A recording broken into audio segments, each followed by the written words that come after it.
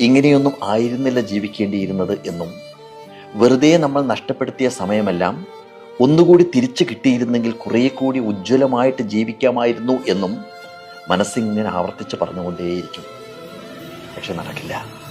അതുകൊണ്ട് ഇപ്പോൾ ഇവിടെ ശ്വാസമുള്ളിടത്തോളം, ഊർജമുള്ളിടത്തോളം, ഹൃദയം മിടിക്കുന്നിടത്തോളം തീവ്രമായിട്ട് ജീവിക്കുക. ഓരോ കൂടിക്കാഴ്ചകളെയും സ്നേഹിക്കുക, ഉറക്കെ ചിരിക്കുക. ജീവിതത്തിലെ ചെറുതും വലുതുമായ അല്ലെങ്കിൽ ലളിതവും സങ്കീർണവുമായിട്ടുള്ള സന്തോഷങ്ങൾ ആസ്വദിക്കുക. ഒരു പൂന്തോട്ടത്തിലെ ചെടികളെ പരിപാലിക്കുന്നത് പോലെ പരമാവധി സൗഹൃദങ്ങൾ ഇങ്ങനെ വളർത്തിയെടുക്കുക. കാരണം അവസാനം അവശേഷിക്കുന്നത് ഉണ്ടാക്കിയ പണമോ നേട്ടങ്ങളോ സ്ഥാനങ്ങളോ ഒന്നുമല്ല. ബാക്കി നിൽക്കുന്നത് ജീവിച്ചിരുന്നപ്പോൾ ഉണ്ടായിരുന്ന ബന്ധങ്ങളും അവരോടൊപ്പം നമ്മൾ പങ്കുവച്ച നിമിഷങ്ങളും അവർക്കായി നാം പരത്തിയ പ്രകാശവും മാത്രമായിരിക്കുമെന്നുള്ള കാര്യം